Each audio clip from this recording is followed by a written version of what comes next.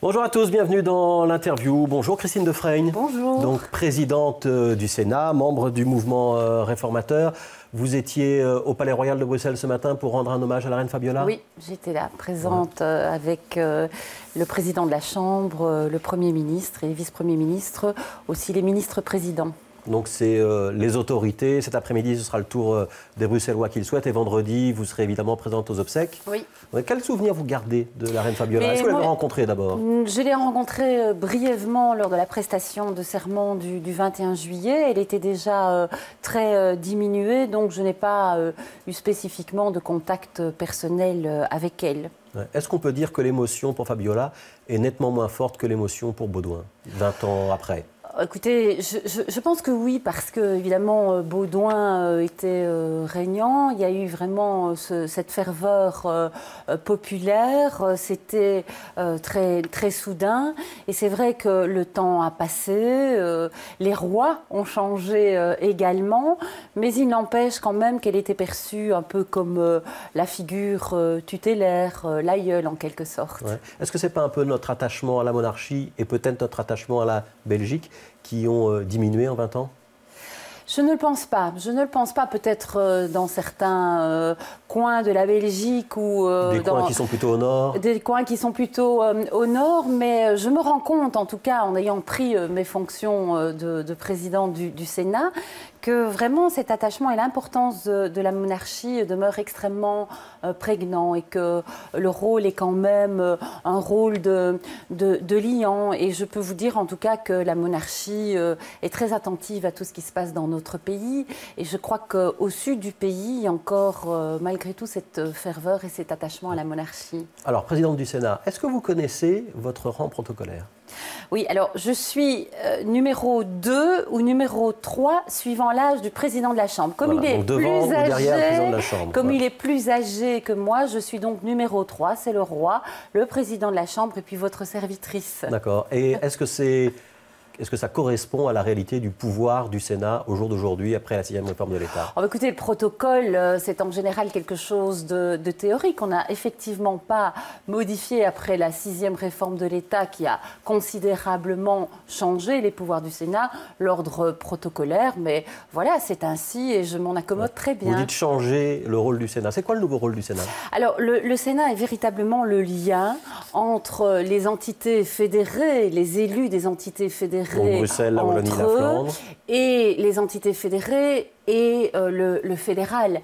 Et c'est un lien absolument indispensable parce que d'abord, dans tous les États fédéraux, il y a un Sénat, il y a une institution qui assure vraiment ce lien et c'est le dernier lieu finalement où on peut se parler, où on peut débattre et où on peut dire, voilà, dans notre région, dans notre communauté, il y a tel ou tel problème. Moi, je souhaite en parler avec l'autre communauté ou les autres communautés, puisqu'il y a aussi la communauté germanophone. Je souhaite en parler avec le fédéral. Ouais. Donc il y a 50 sénateurs aujourd'hui, hein, une vingtaine de francophones, oui, avec les cooptés. Les cooptés, 60, oui. On a donc ce rôle de dialogue de communauté à communauté. Est-ce qu'on parlera encore de questions éthiques ou pas dans le Sénat de demain? Oui, parce que précisément, nous avons la faculté de faire des rapports d'information qui sont vraiment des rapports fondamentaux, des rapports de transversalité. Et je peux vous dire que un des premiers rapports d'information que nous avons mis sur pied, que nous entamons, concerne par exemple la coparentalité. Alors la coparentalité, ça peut être les co-mères, les co-pères, ça peut être le conjoint social, ça peut aussi aborder toute la question, par exemple, des mères porteuses. Donc c'est un sujet extrêmement vaste qui touche à la fois au juridique, mais également à l'éthique. Donc on continuera à en parler. Vous savez, le Sénat a fait un travail exceptionnel dans toutes ces matières éthiques et bioéthiques, de réflexion, qui ont permis une véritable avancée en Europe. Donc ça reste? Oui, ça reste. Même si certains avaient dit, ça va disparaître. Non, non, ça reste et je peux vous dire aussi que nous gardons bien évidemment des compétences bicamérales, des compétences d'évocation, des compétences d'initiative via des résolutions, des questions écrites. Et puis nous avons aussi une compétence fondamentale, c'est que nous pouvons traiter à la fois des conflits de compétences, mais aussi des conflits d'intérêts. Alors, comme je l'ai dit, certains ne peuvent pas dire « Ah, on est défavorisé, ah, on est lésé » et rester les bras ballants. Si demain il y a un problème avec le survol des avions de Bruxelles, avec le plan SNCB, avec le délestage, avec les numéros INAMI, le Sénat est là pour traiter de ces questions qui sont vraiment fondamentales et qui sont au cœur de la stabilité de l'État. Ouais. On peut faire tout ça avec 10 réunions par an?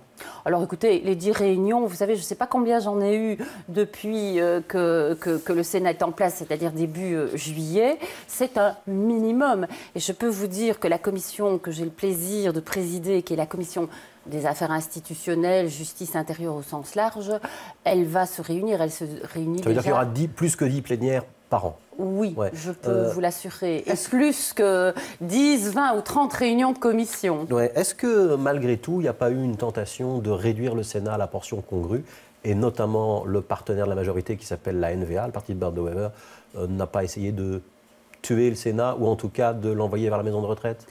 Alors, bon, ce n'est pas un secret, ce n'est pas un scoop que la NVA n'est pas la copine du Sénat et que si elle avait fait la réforme de l'État, elle n'a pas participé à la 6e réforme de l'État, elle aurait peut-être vu les choses autrement. En attendant, la logique fédérale, la 6e réforme de l'État que je suis chargée d'exécuter, elle a maintenu le Sénat, il est là, il est bien là, il n'y aura pas de blackout sénatorial et on n'est pas dans une 7e, une 8e, une 9e réforme de l'État. Et ce partenaire de la majorité, il n'est pas seul à décider et je peux vous assurer que l'ensemble des sénateurs a vraiment envie de bosser. Alors, question Twitter. Les internautes ne sont pas toujours tendres sur Twitter. Oh. Sophie Vandamme vous demande si vous pouvez expliquer si c'est normal d'avoir des sénateurs cooptés qui sont payés 5 500 € par mois pour 8 réunions par an. Bon, alors d'abord, je vous ai répondu, il n'y a pas 8 réunions par an, il y a des réunions plénières beaucoup plus que cela, il y a des réunions de commission, il y a les préparations des rapports d'information et les sénateurs cooptés ont 4 000 € bruts et travaillent temps plein. Voilà. Et les autres, ils siègent les au Parlement autres, wallon, au Parlement bruxellois. Nous sommes payés par nos assemblées d'origine, comme tous les députés. Alors, est-ce qu'il y a moyen de savoir, ça c'est une autre question d'un autre internaute, est-ce qu'il y a moyen de savoir le montant des économies vu la fonte des compétences et la fréquence des séances plénières? Alors, vraiment, j'entends la question et je me dis vraiment qu'on a fait beaucoup de désinformation par rapport à ce Sénat et je vous ai répondu. Alors, par rapport aux économies, l'État fédéral proposait un budget à 62 millions. Je suis arrivée à un budget que je lui ai présenté de 55 millions. J'ai resserré à peu près 15% par rapport à l'année passée. J'ai resserré toutes les vannes et je crois vraiment que moi, je suis dans le trend et dans les guidelines qui sont supposés être respectés pour les institutions fédérales. Donc une bonne élève budgétaire qui fait les... Je suis une bonne élève et j'ai dit à l'État fédéral, j'ai dit au gouvernement, voilà, vous avez 7 millions de disponibles, vous pouvez l'utiliser, je ne sais pas moi, pour la grande misère... C'est cadeau de fringue. Pourquoi? Pour la grande misère de la justice, pour l'aide juridique. Voilà, il y a beaucoup de matière à combler. Il y avait 300 personnes qui travaillaient pour le Sénat. On est descendu à combien? On est 273 équivalents temps plein. L'objectif est d'arriver à 180 équivalents temps plein. Mais on va y arriver ou pas? Je veux quand même un peu tordre le cou à ces vilains canards, dans la mesure où ces personnes travaillent, ces personnes ne profitent absolument pas d'un système, et dans la mesure aussi où il y a d'importantes collaborations avec d'autres institutions. Et donc, vous savez, moi, Monsieur Grosfilet, mon objectif est d'avoir une véritable dynamique, d'avoir une véritable plus-value, une utilité de ce Sénat, et je le démontrerai. Donc on a besoin de ces gens qui sont des gens très compétents, très qualifiés et qui collaborent effectivement avec d'autres. Et je pense qu'il est important de garder ce know-how. Ouais. Alors on va quitter le Sénat, si vous voulez bien. Je voudrais qu'on parle de la politique de manière générale, du mouvement réformateur en particulier. D'abord sur les conflits sociaux. On a encore vu de menaces de grève demain dans le chemin de fer, lundi prochain la grève générale. Est-ce qu'il y a moyen de réconcilier le gouvernement fédéral, que vous soutenez, même si vous n'en faites pas partie, et les syndicats? Oui, moi Si vous aviez été ministre, ce qui a à un moment circulé, comment vous auriez évoqué la question? Je pense qu'il est impératif d'avoir cette concertation sociale. Moi, j'entends la colère de la rue, j'entends le désarroi, et je pense qu'il faut pouvoir expliquer d'abord un certain nombre de mesures, leur utilité, la pédagogie. Vous savez, on vit des temps extrêmement difficiles, personne ne veut faire mal, personne n'est sadique et ne le fait pour le plaisir.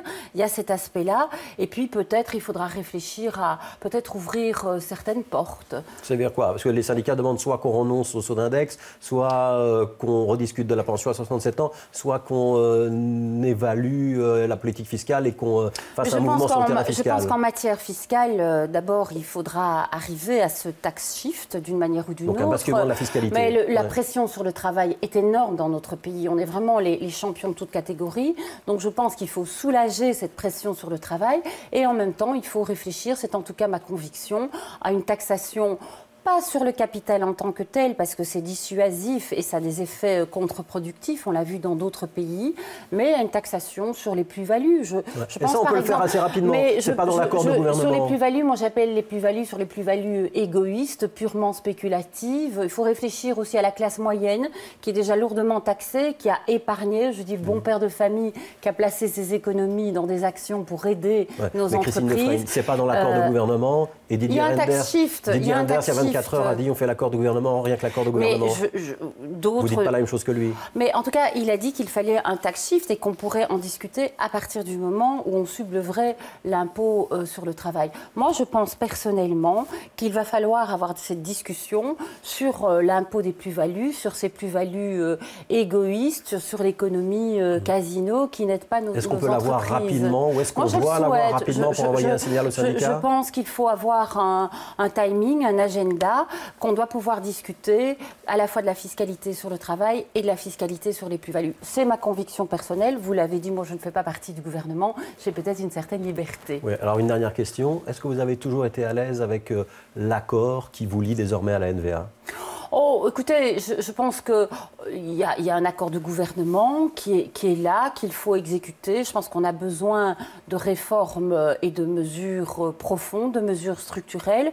Mais il va de soi que si j'ai quelque chose à dire à la NVA, moi, je ne me prive pas pour le dire. Donc ça peut arriver au Sénat? Oh, c'est déjà arrivé. Ouais. Assita Kanko, dans la Libre Belgique, ce matin, elle dit que l'élection interne au MR, où il n'y a qu'un seul candidat, c'est un peu dommage, c'est pas une vraie élection. Oh, c'est une occasion ratée de débattre. Je n'empêche pas, j'ai pas empêché, personne n'a empêché Assita Kanko de se présenter à la présidence si elle le souhaitait. Vous n'aviez pas envie d'être présidente du MR? Non, je n'y tenais vraiment pas. C'était pas du tout dans mes plans. Ouais. Vous savez. Mais est-ce qu'une présidence à un seul candidat, c'est pas un peu triste? Oh, écoutez, on a connu des élections certes plus mouvementées, mais je pense qu'en tout cas notre parti a besoin de paix, a besoin d'unité, de stabilité, et d'avoir une candidature unique n'est pas néfaste en soi. Ce qui est important, c'est le boulot que le président va réaliser. C'est ça qui m'importe. Merci Christine Defreyne d'avoir été dans l'interview. Dans un instant, c'est la météo avec Younes Mernissi. À demain.